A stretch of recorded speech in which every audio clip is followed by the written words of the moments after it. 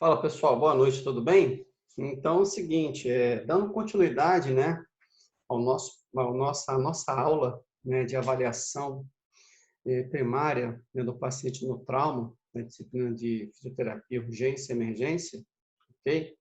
Hoje nós estaremos falando, né, dentro da avaliação primária da letra C, ou seja, controle de circulação, tá? Com hemorragia ou não, ok? E aí, nesse segmento aí, nós estaremos falando sobre a reanimação cardiopulmonar também, como proceder, né, na reanimação cardiopulmonar. Eu vou entrar aqui com vocês no compartilhamento de tela, tá? Rapidamente. Um minuto, por favor.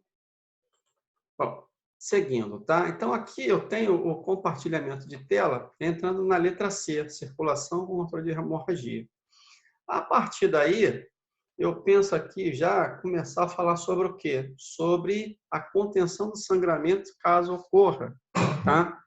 E aí, nesse sentido, a gente fala de quê? Do torniquete. O torniquete ele sempre está presente, né, nos nossos processos aí. Então, é importante que nós possamos pensar que quando ocorre o sangramento, né, ele é colocado já numa face aqui, ó, mais para distal, tá, do evento ou do sangramento, ok?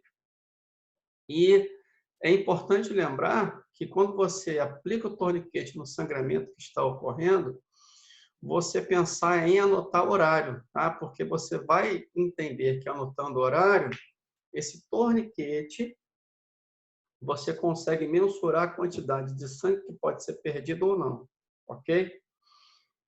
Outra coisa importante, aqui, ó, IPC, né? Como eu sempre falo, não retirar a contenção do sangramento. Por quê? Se eu tenho um sangramento lá, né? Por exemplo, lá no fêmur, uma fratura de fêmur com rompimento de artéria femoral, por exemplo, e eu consigo colocar uma contenção para impedir o sangramento, é importante que a minha cascata de coagulação ela já começa a, né, se apresentar, né? E aí, é claro, se eu tiro o torniquete ou a contenção do sangramento, eu vou começar esse processo novamente. Então, é importante que nós possamos deixar a contenção, nós deixarmos aquele pano. Ah, mas está embebecido já está muito encharcado. Deixa. Ah, eu preciso pelo menos dar um aspecto, coloca outro por cima, mas não tira aquele, tá? Para você tentar impedir que aquele sangramento ele ocorra em maior número ou em maior quantidade. Então, toda vez que você tiver um sangramento, tá? Você for aplicar um torniquete, anota esse horário, ok? E também, para que nós possamos também fazer uma contenção do sangramento, colocar ali um pano, uma blusa, o que você tiver na mão.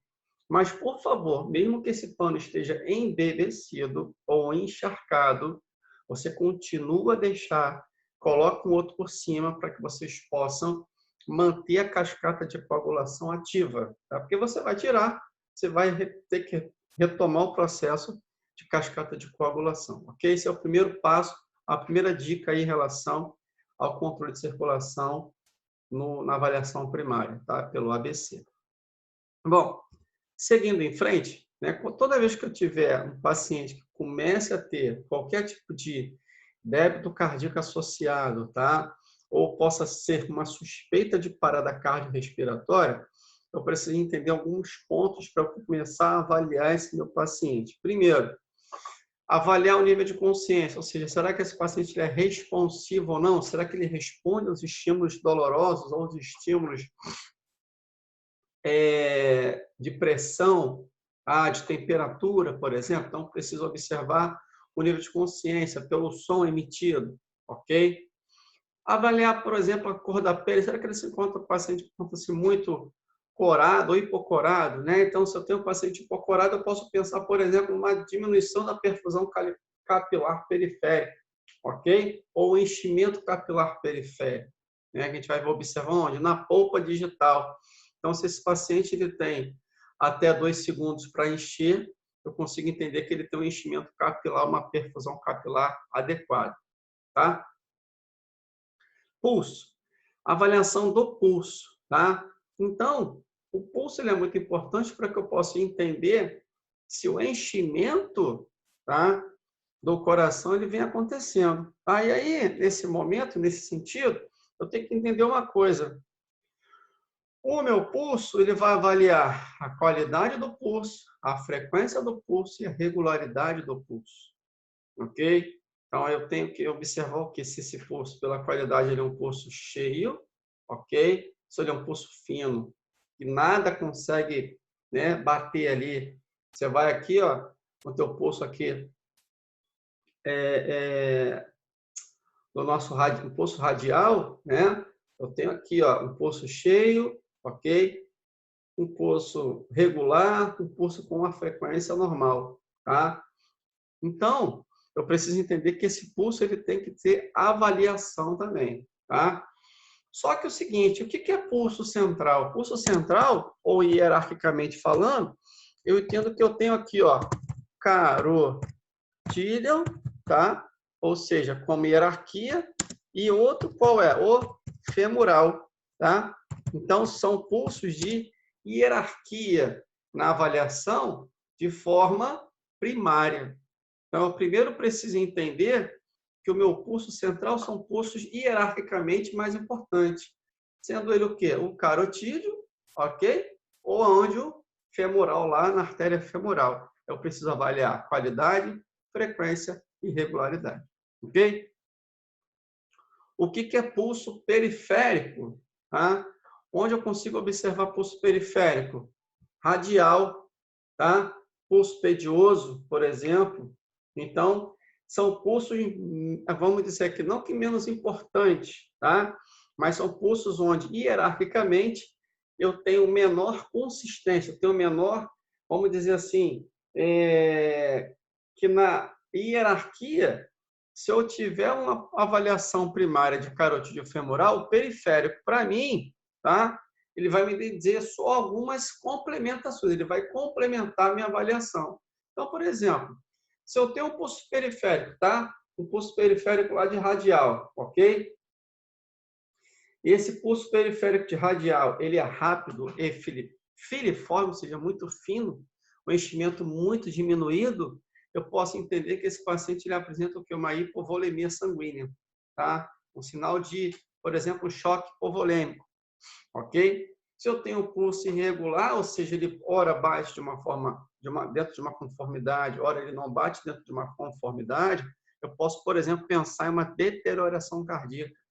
Ou seja, esse coração com o pulso periférico sendo ele irregular, ele pode estar ocorrendo, pode estar sinalizando para a gente um declínio da função cardíaca também, tá?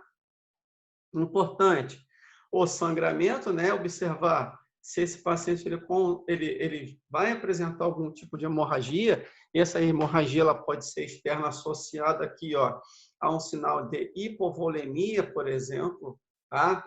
Nesse momento, pensar que esse paciente com pulso filiforme, ele pode estar tendo uma hemorragia importante já associada, em outras partes, por exemplo, tá?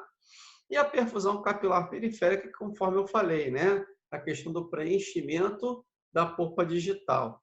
Então, pessoal, nesse momento, eu estou avaliando o que aqui, ó, volume sanguíneo e débito cardíaco na presença da avaliação da circulação, ok? Como ser no nosso ABC de avaliação primária, tá bom?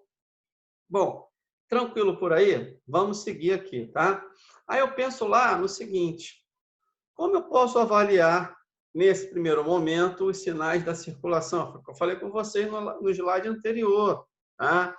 Primeira situação, tá?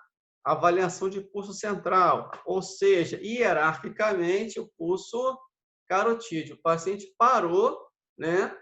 Está numa situação de avaliação, hierarquicamente, pulso central ou carotídeo, de forma preferencial. O femoral, tá?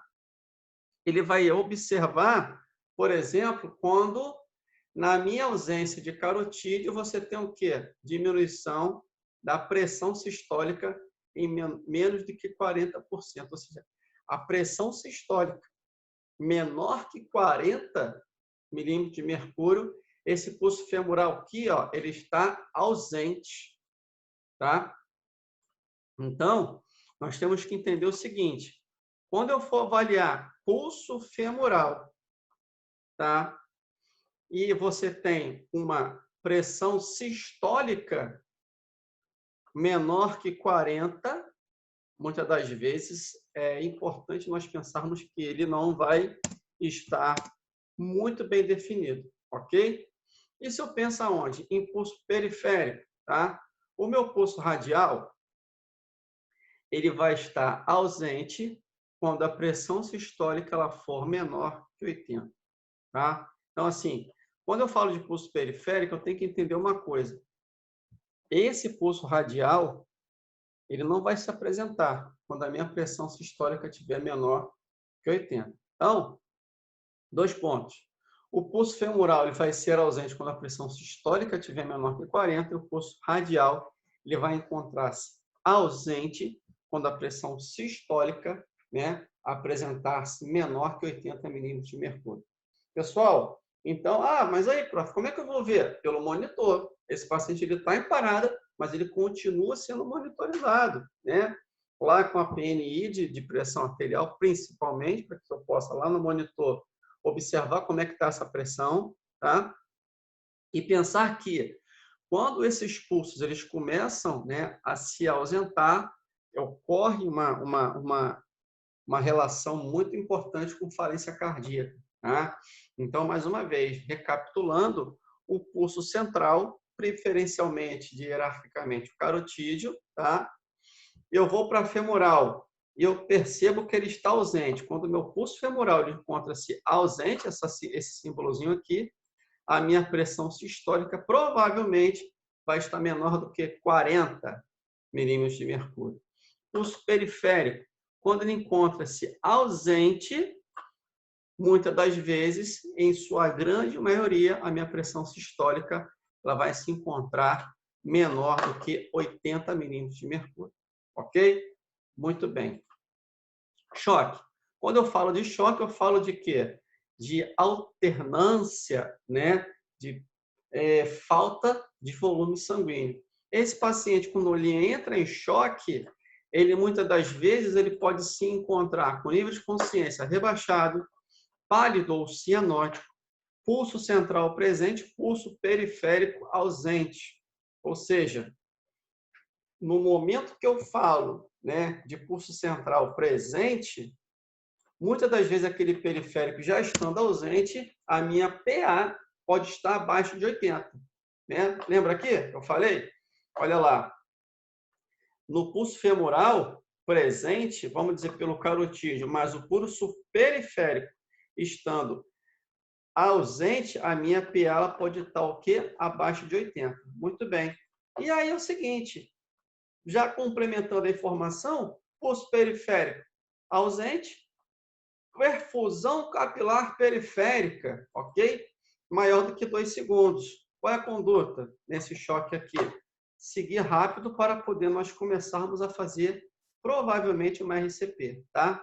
Então é aquilo. Eu preciso entender que os níveis de choque me revelam algumas condutas necessárias. Nível de consciência rebaixado, paciente pálido cianótico, o central presente, mas o periférico ausente, perfusão capilar periférica na polpa digital, enchimento maior do que 2 segundos, a gente começa a trabalhar a questão da nossa massagem. Bom, eu vou parar esse vídeo aqui para continuar o próximo, ok? Deixa aqui comigo para a gente poder seguir para o próximo vídeo da próxima aula.